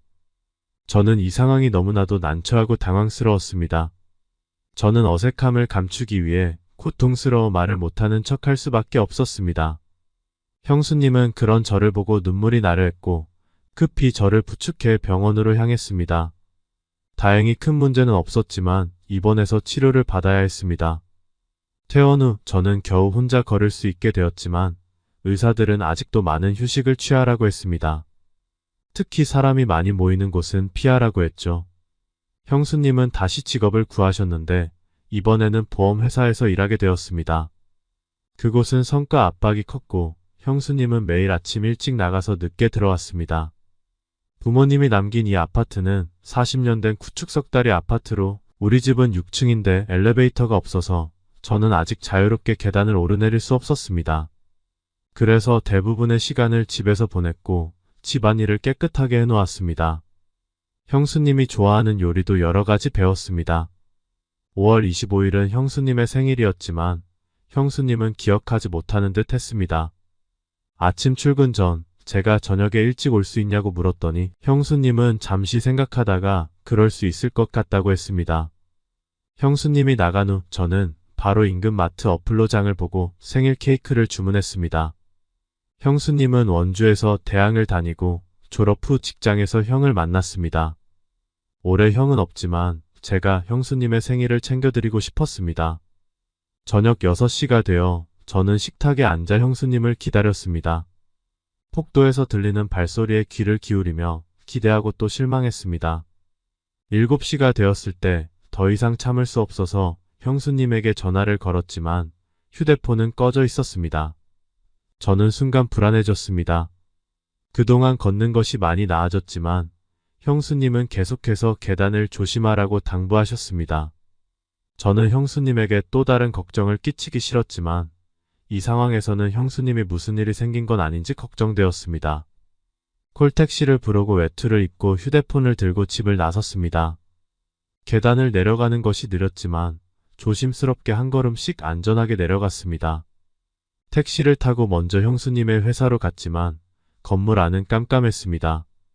어떻게 해야 할지 몰라 망설이던 차에 형수님이 얼핏 오늘 어느 한 회사에 보험 업무가 있어 그 회사에 간다고 들은 것 같았습니다. 일단 가보자는 마음으로 택시를 타고 그 회사로 향했습니다. 그 회사에 도착하니 이미 저녁 9시가 넘은 시간이었습니다. 택시에서 내리자마자 그 회사 근처 식당을 돌아다녔습니다. 그리고 한 식당 앞에서 몇 명의 중년 남성들이 한 작은 체구의 젊은 여성을 둘러싸고 있는 것을 보았습니다. 가까이 다가가서 확인하니 형수님이었습니다. 형수님은 약간 취한 듯 보였지만 여전히 가방을 들고 몸을 보호하려고 애쓰고 있었습니다. 그러나 그녀는 무기력해 보였고 남자들의 손길을 막을 힘이 없어 보였습니다. 저는 주먹을 꽉 쥐고 다리의 불편함을 숨긴 채 최대한 당당한 걸음으로 그들 앞에 섰습니다. 남자들은 저를 보고 잠시 멈칫하며 형수님에게서 손을 뗐습니다. 그동안 제가 다리는 불편했지만 상체 운동은 꾸준히 해왔습니다. 저는 키가 크고 어깨가 넓어서 첫인상은 꽤 위압적으로 보였을 겁니다. 그들을 한번 쓱 본 후 형수님을 품에 끌어안았습니다. 그중 한 명은 술에 취해 얼굴이 붉게 변한 뚱뚱한 남자였습니다. 그가 저를 보고 손가락질하며 물었습니다. 너 누구야? 저는 그의 라는 말을 다 끝내기도 전에 형수님이 제 손을 꽉 잡으며 말했습니다. 제 동생이에요. 친동생. 남자들은 다시 웃으며 빈정댔습니다. 어느 동생이 이렇게 데리러 오냐고. 형수님은 그들을 화나게 하지 않으려고 애써 웃으며 대답했습니다. 정 이사님, 김 부장님 정말 제 친동생이에요. 오늘은 제가 몸이 좀 안 좋아서 여러분께 실망을 끼쳤네요. 다음 기회에 또 다시 재밌게 술 마셔요. 그 모습에 저는 더욱 화가 났지만 형수님이 곤란해질까봐 참기로 했습니다. 그 남자들은 단순히 잠깐 즐기려 했을 뿐이라 제가 끼어들자 더 이상 형수님을 괴롭히지 않았습니다. 형수님은 잠시 정신을 차렸지만 차에 타자마자 제 어깨에 기대어 잠이 들었습니다. 형수님은 오늘 타이트한 정장 스커트를 입고 있었습니다. 치마는 짧아서 앉으면 더 위로 올라갔습니다. 형수님은 지금 제 품에 기대어 몸을 기울이고 있었고 그 긴 다리가 제 기억 속의 이미지와 겹쳐졌습니다. 저는 창밖으로 빠르게 지나가는 가로등과 풍경을 보며 이를 악물고 참았습니다. 아파트에 도착해 형수님을 부축하며 계단을 한 걸음씩 올라갔습니다. 집 앞에 도착해 열쇠를 찾고 있을 때 형수님이 갑자기 저를 껴안더니 벽에 밀어붙이고 제 입술을 물었습니다. 약간 아팠지만 더 강한 쾌감이 느껴졌습니다. 놀라서 눈을 크게 뜨고 상황을 이해한 후 저는 형수님을 껴안고 주도권을 잡았습니다. 여자를 처음 키스해본 저는 서툴기 짝이 없었지만 형수님은 도망가지 않았습니다. 어두운 복도에서 형수님의 따뜻한 체온에 저는 거의 폭발할 것 같았습니다. 단순한 키스에 만족할 수 없었던 저는 빠르게 열쇠를 꺼내 문을 열고 형수님을 소파로 옮겼습니다. 밤이 깊어가고 저는 샤워를 마치고 나왔습니다. 형수님은 소파에 멍하니 앉아 있었고 테이블 위에는 생일 케이크와 거의 다 타버린 촛불이 있었습니다. 저는 만족감에 넘쳐 형수님 곁에 앉아 그녀를 품에 안고 말했습니다. 오늘은 당신 생일이에요. 이 음식들은 내가 직접 만든 건데 이제 다 식어버렸네요. 내일 다시 만들어줄게요. 촛불 저녁 식사가 분위기를 살린다고 해서 촛불도 샀어요. 내 다리는 거의 다 나았어요. 오늘 전에 오라던 회사에 연락했어요. 다음 주 월요일부터 출근하기로 했어요. 연봉도 전에 이야기했던 것과 같고 저는 형수님 앞에서 손가락으로 연봉 액수를 표시했습니다. 형수님은 눈을 내리깔고 여전히 멍한 표정을 짓고 있었습니다. 저는 그녀의 얼굴을 들어 올려 이마에 키스하며 말했습니다. 이제 더 이상 고생하지 않아도 돼요. 앞으로 제가 지켜줄게요. 저는 더 이상 형수님을 형수님이라고 부르고 싶지 않았습니다. 비록 제 마음속에 걸림돌이 있었지만 억눌러 왔던 감정은 결국 이 지점까지 이르게 되었습니다. 그녀는 제가 처음으로 갈망을 느낀 여자였고 저를 떠나지 않은 유일한 여자였습니다. 그녀는 제 인생에서 가장 사랑하고 돌봐주고 싶은 사람이었습니다. 그녀가 과거에 누구였든 상관없었습니다. 형수님은 제 품에서 벗어나며 정신을 차리기 시작했습니다. 그녀는 천천히 옷을 입기 시작했고 모든 불을 켰습니다. 밝은 빛이 눈부셔 저는 눈을 감았습니다. 형수님은 테이블 위에 음식을 오랫동안 바라보다가 눈물을 머금고 말했습니다. 미안해. 오늘 내가 술을 너무 많이 마셨어. 내가 너를 너의 형으로 착각했어. 저는 그녀가 저녁에 돌아오지 않은 것에 대해 사과하는 줄 알았고 웃으며 손을 흔들며 말했습니다. 괜찮아요. 다 지나갔어요. 하지만 형수님은 제 말을 끊으며 말했습니다. 내가 말하는 건 오늘 내가 술에 취해서 너를 너의 형으로 착각해서 실수를 했다는 거야. 그 순간 마치 머리에 얼음물을 부은 것처럼 온몸이 얼어붙었습니다. 형수님은 오늘 일은 없었던 걸로 하자. 이제 너도 거의 나았으니 내가 더 이상 돌볼 필요는 없을 것 같아. 이젠 나도 이 집을 떠날 때가 됐어. 라고 말했습니다. 그녀가 이사 간다는 말을 듣고 저는 벌떡 일어났습니다. 거절당하는 것보다 형수님의 떠남을 더 받아들일 수 없었습니다. 저는 양심을 속이고 말했습니다. 형수님 죄송해요. 다 제 잘못이에요. 제가 절제하지 못했어요. 앞으로는 주의를 기울일게요. 형수님 제발 떠나지 말아요. 저의 애원과 설득 끝에 형수님은 결국 떠나지 않았습니다. 새 회사에 적응하는 동안 상사와 동료들도 저를 잘 챙겨주었습니다. 첫 월급을 받았을 때 저는 퇴근 후 슈퍼마켓에서 장을 보고 백화점에서 형수님에게 어울릴 만한 젊은 여성 스타일의 목걸이를 샀습니다. 집에 도착하니 형수님은 발코니에서 빨래를 걷고 있었습니다. 그녀는 제가 장을 본 것을 보고 놀라며 물었습니다. 오늘 무슨 날인데 이렇게 많은 장을 봤어? 저는 기뻐하며 그녀를 보며 말했습니다. 형수님, 오늘 첫 월급을 받았어요. 손 더럽히지 마세요. 제가 할게요. 형수님이 도와주려 했지만 저는 그녀를 주방 밖으로 내보내고 요리를 시작했습니다. 식사 시간에 저는 월급 카드와 목걸이 상자를 그녀 앞에 놓으며 말했습니다. 오늘 처음으로 월급을 받았어요. 생일 때 챙겨주지 못해서 미안해요. 앞으로 제 돈은 형수님이 관리해 주세요. 이 목걸이는 비싸지 않아요. 이거 사느라 돈 낭비했다고 하지 마세요, 형수님. 형수님은 눈물을 흘리며 아무 말 없이 고개를 끄덕였습니다. 저는 그녀가 울음을 멈추길 기다리며 계속 음식을 그녀에게 건네주었습니다. 알았어. 내가 잘 보관할게. 나중에 내가 결혼할 때 써야 할 돈도 내가 맡아둘게. 형수님, 저는 여자친구 사귀지 않을 거예요. 너는 훌륭하니까 분명 좋은 여자를 만나게 될 거야. 저는 그 당시 형수님이 떠나기로 결심했을 줄은 꿈에도 몰랐습니다. 다음날 퇴근하고 집에 돌아왔을 때 형수님이 집에 없다는 것을 알게 되었습니다. 그녀의 모든 물건도 사라져 있었습니다. 전화를 걸었지만 번호는 이미 없는 번호로 변경되어 있었습니다. 저는 그녀의 흔적을 찾기 위해 집안을 헤매었지만 남겨진 것은 단지 XX 날 잊어줘라는 6글자가 적힌 메모지 한 장뿐이었습니다. 형수님을 찾기 위해 미친 듯이 헤매었지만 그녀는 마치 세상에서 사라진 것처럼 흔적도 없이 사라졌습니다. 그녀는 그녀의 본가에도 돌아가지 않았습니다. 시간이 지나면서 저는 그녀가 떠났다는 사실을 받아들일 수밖에 없었습니다.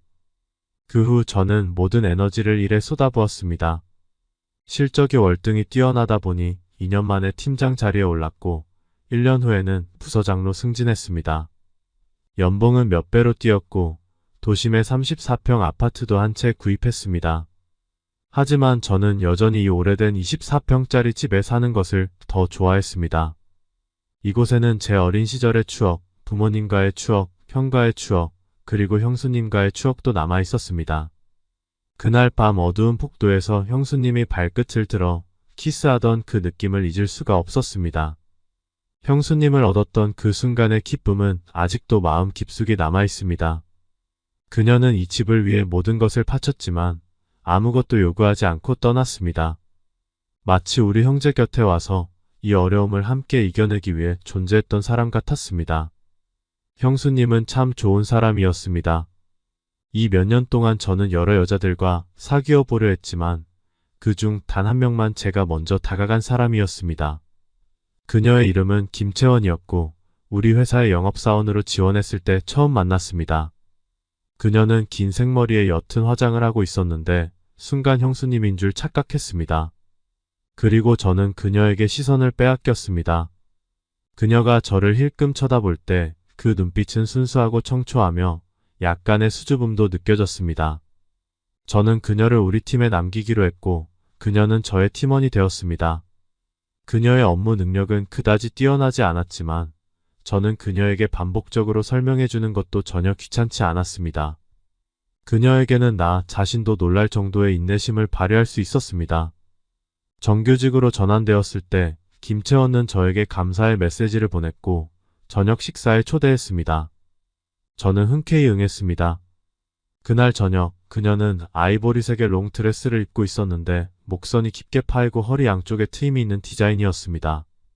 그 드레스는 그녀의 청순함을 약간 깨뜨리는 느낌이었습니다. 저녁 식사 후 그녀는 약간 취한 듯 제게 기대며 집까지 데려다 줄 수 있냐고 물었습니다. 저는 대리운전을 불러 그녀의 집으로 향했습니다. 그녀의 집은 지하철 옆 오피스텔이었고 깔끔하게 정리되어 있었습니다. 그녀의 나이 또래 여자들이 좋아할 만한 스타일이었습니다. 집에 들어서자 그녀는 저를 벽에 밀치고 고개를 들어 제게 키스하기 시작했습니다.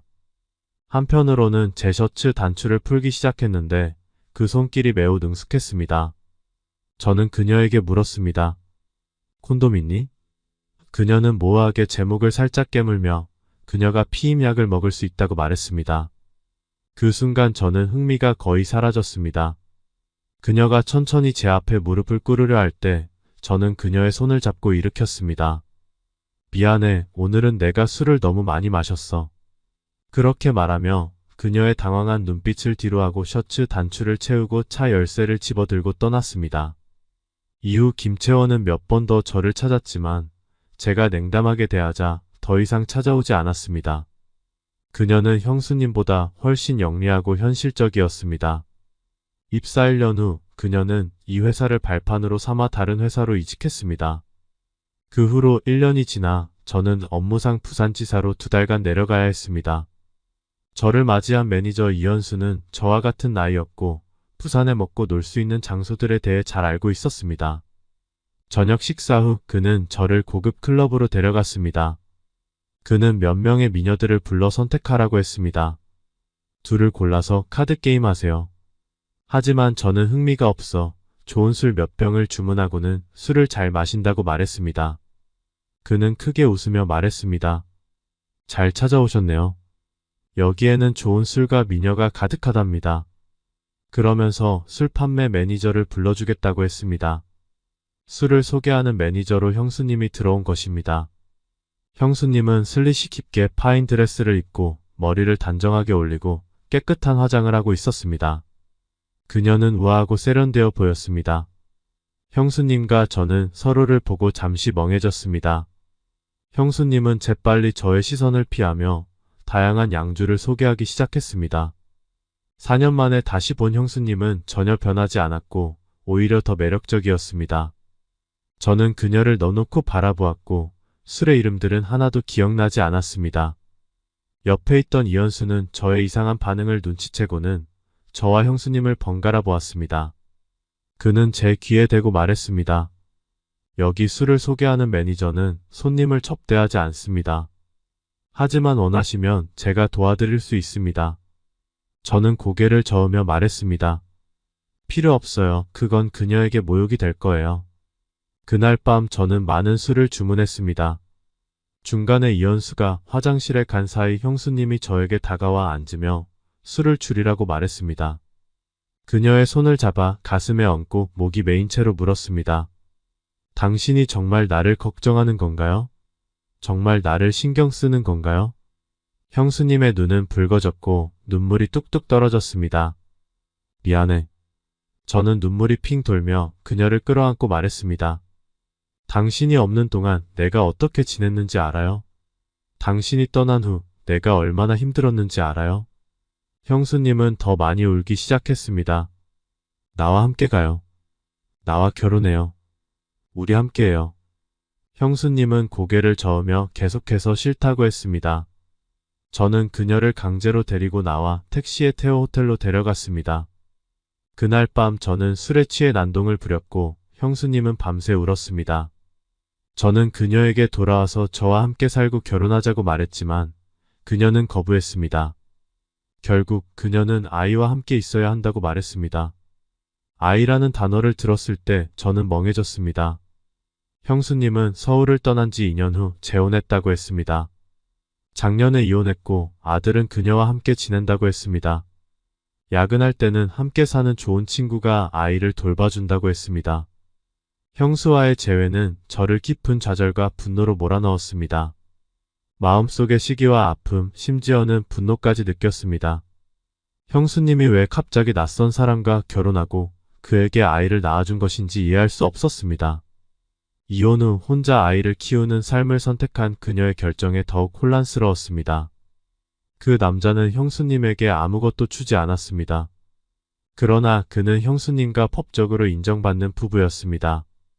반면 저는 아무리 노력하고 성공해도 형수님의 눈에는 언제나 철없는 아이로 보였습니다. 형수님은 제 경솔한 행동을 한 번도 혼내지 않았지만 더 이상 진전하려 하지 않았습니다. 얼마 후 저는 고등학교 동창 모임에 참석했습니다. 저는 반에서 꽤 성공한 편이라 저를 아부하려는 사람들이 많았습니다. 저는 지루해져서 담배를 피우기 위해 밖으로 나갔습니다. 담배를 피우던 중 평소 저와 말이 별로 없던 승우가 내려와 담배를 피우기 시작했습니다. 승우는 우리 동네에서 가장 큰 산부인과에서 의사로 일하고 있었습니다. 그는 저를 보며 망설이다가 결국 제 어깨를 툭 치며 물었습니다. 야, 너 형수님 잘 지내? 저는 그가 왜 갑자기 형수님에 대해 묻는지 의아해하며 물었습니다. 왜 갑자기 형수님 얘기를 해? 형수님을 알아? 승우는 잠시 생각하더니 조심스럽게 말했습니다. 내 형수님 그 아이를 낳았어? 저는 담배를 피우던 손이 떨리며 물었습니다. 무슨 아이? 승우는 연기를 내뿜으며 설명했습니다. 내가 실습할 때 내 형수님이 피검사와 임신 검사를 받으러 왔었어. 그때 내 형이 죽은 지 거의 1년이 되었는데 그 아이가 누구의 아이겠어? 그 후로는 안 보였어. 아마 다른 병원으로 갔을 거야. 내 형이 그렇게 빨리 세상을 떠났으니 형수님이 임신했을 때 사람들이 뭐라 했겠어? 제 심장은 요동쳤고 목소리는 떨렸습니다. 승우야, 내가 형수님의 진료 기록을 좀 찾아줄 수 있을까? 왜? 확인하고 싶은 게 있어. 다음 날 승우는 형수님의 진료 기록을 저에게 보내주었습니다. 형수님이 임신 확인을 받은 날짜는 제가 형수님과 그 일이 있은 3주 후였습니다. 그 순간 저는 형수님이 임신을 알게 된 후 저와 함께하는 것이 두려워 혼자 아이를 품고 서울을 떠났다는 사실을 깨달았습니다. 이 사실을 알게 된 저는 더 이상 평온할 수 없었습니다. 가장 빠른 비행기를 타고 부산으로 향했습니다. 이연수를 통해 형수님의 전화번호와 주소를 알아냈습니다. 부산에 도착했을 때 도시의 불빛이 화려하게 빛나고 있었습니다. 형수님이 살고 있는 아파트 단지에 도착했을 때는 저녁 시간이었고 아파트 단지 놀이터에서 애들이 뛰어노는 소리가 들려왔습니다. 9층에 도착해 문을 두드리자 한참 후에야 5살 정도 되어 보이는 남자아이가 문을 열었습니다. 그 아이의 얼굴은 형수님과 매우 닮아 있었습니다. 어린 시절에 제 사진을 본 적이 있다면 그 아이가 저를 더 닮았다고 느꼈을 것입니다. 주방문이 열리고 형수님이 앞치마를 두른 채로 급히 나왔습니다. 그녀의 얼굴에 놀라움과 당황스러움이 엿보였습니다. 형수님은 급히 뒤돌아 머리를 정리하는 척하며 마음을 진정시켰습니다. 형수님은 저를 집 안으로 초대하며 식사를 조금만 더 기다려 달라고 했습니다. 아직 2가지 요리가 더 남아있다고 했습니다. 저는 형수님에게서 눈을 뗄 수 없었습니다. 그녀가 이 아이를 혼자 키우며 얼마나 힘들었을지 상상하기 어려웠습니다. 저는 주방으로 들어가 셔츠 소매를 걷고 채소를 썰기 시작했습니다. 제가 능숙하게 칼을 다루는 모습을 본 형수님은 몇 번이나 저를 몰래 쳐다보다가 눈이 마주치자 어색하게 웃으며 말했습니다. 넌 점점 능숙해지는구나. 집안일도 잘하고 나중에 내 아내는 정말 행복할 거야. 마지막 요리를 마치며 형수님은 주방이 좁다며 저를 밖으로 내보냈습니다.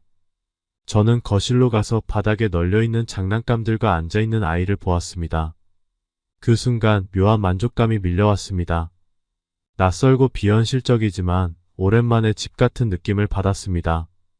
저는 아이 앞에 앉아 이름을 물었습니다. 이름이 뭐니? 아이의 대답은 김은우였고 은우는 고개를 갸우뚱하며 물었습니다. 아저씨, 엄마의 남자친구죠? 저는 잠시 멍해졌다가 웃으며 대답했습니다. 너는 내가 엄마의 남자친구처럼 보이니? 은우는 고개를 끄덕이며 진지하게 말했습니다. 네, 아저씨는 괜찮아 보여요. 엄마의 남자친구가 될 수 있을 것 같아요. 저는 아무 말도 하지 않았습니다. 지난번에는 너무 성급하게 행동해 형수님을 놀라게 했지만 이번에는 천천히 다가가려고 했습니다. 형수님에게 충분한 시간을 주고 싶었습니다. 은우는 제가 대답하지 않자 입을 삐죽이며 커다란 눈동자에 눈물이 그렁그렁 맺혔습니다. 며칠 후에 유치원 운동회가 있는데 선생님이 아빠랑 엄마가 같이 오라고 했어요. 그런데 저는 아빠가 없어서 포대 점프에 참가할 수 없어요. 우리 반 친구들이 다 저를 놀려요. 이 말을 듣고 제 마음이 아팠습니다. 은우를 무릎에 앉히고 눈물을 닦아주며 물었습니다. 포대 점프가 뭐니? 은우는 포대 점프가 어른과 아이가 함께 포대에 들어가 뛰는 경기라고 설명했습니다. 이 종목은 주로 아빠들이 참가한다고 했습니다. 저는 은우에게 구체적인 활동 시간을 물어본 후 약속했습니다. 그럼 내가 그날 같이 가줄게요. 어때? 은호의 눈이 반짝이며 긴 속눈썹 위에 작은 물방울이 맺혔습니다. 정말요? 너무 좋아요. 그럼 제가 아빠라고 불러도 돼요? 이때 형수님이 국을 들고 나왔습니다. 은우의 말을 듣고 형수님의 얼굴은 창백해졌습니다. 은우, 그런 말 함부로 하면 안 돼.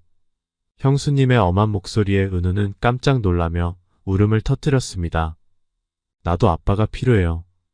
다른 친구들은 다 아빠가 있는데 나만 아빠가 없어요. 형수님은 입술을 꽉 다물고 국을 내려놓고 등을 돌리며 울기 시작했습니다. 그날 저녁 식사는 침묵 속에 이루어졌습니다. 밥을 다 먹고 나서 은우는 제가 씻겨주었습니다. 아이는 피곤해서 금방 잠이 들었습니다.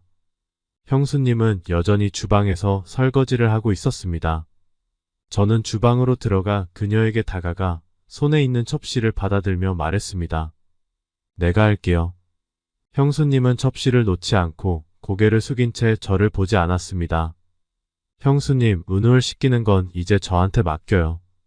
그는 남자아이니까요. 계속 형수님이 씻겨주는 건 적절하지 않아요. 형수님은 잠시 침묵했습니다. 저는 이 기회를 틈타 물을 잠그고 형수님의 손을 잡았습니다. 형수님이 움찔했지만 저는 더 단단히 잡았습니다. 형수님, 강요하지 않을게요. 하지만 은우는 제 아들입니다. 그를 돌보고 함께할 권리와 의무가 있어요. 우리 이제 서울에 있지 않아요. 여기서는 우리 관계를 아는 사람이 없어요. 결혼하지 않더라도 당신과 은우를 돌보고 싶어요. 형수님은 눈물을 머금고 저를 바라보며 마침내 진실을 털어놓았습니다. 사실 지금까지 한 말들은 다 거짓말이었어. 그날 화장실에서 내가 내 치마로 무엇을 했는지 알고 있었어. 그날 내 생일에 너를 형으로 착각한 게 아니었어. 난 그저 내 감정을 마주할 용기가 없었어. 형을 배신하는 것 같았고 나쁜 여자가 되는 것 같았어. 그래서 도망쳤어. 임신을 알게 되었을 때 너무 괴로웠어. 결국 수술대에 누웠지만 너와 내 아이를 지우지 못했어. 형수님은 눈물을 흘리며 말했습니다. 은우에게 미안해. 나는 최선을 다했지만 더 좋은 방법이 없었어. 형수님의 말을 들으며 저는 그녀의 손을 더 꽉 잡고 말했습니다. 형수님, 이제는 괜찮아요. 당신은 더 이상 혼자 힘들게 살 필요 없어요. 제가 있어요.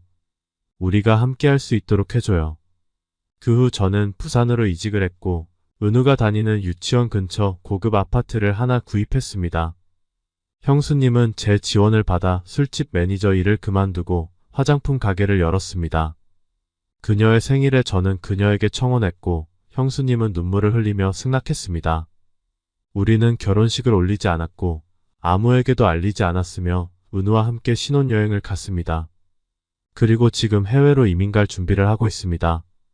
아무래도 국내에서 머물다 보면 친인척 지인들을 마주치게 될 텐데 시선이 곱지 않을 겁니다. 저는 사랑하는 여자와 아이가 그런 공경에서 벗어나 완전히 자유로운 환경에서 행복하게 살기를 원합니다. 오늘 이야기는 여기까지입니다. 구독, 좋아요, 댓글로 응원 부탁드립니다. 시청해주셔서 감사합니다.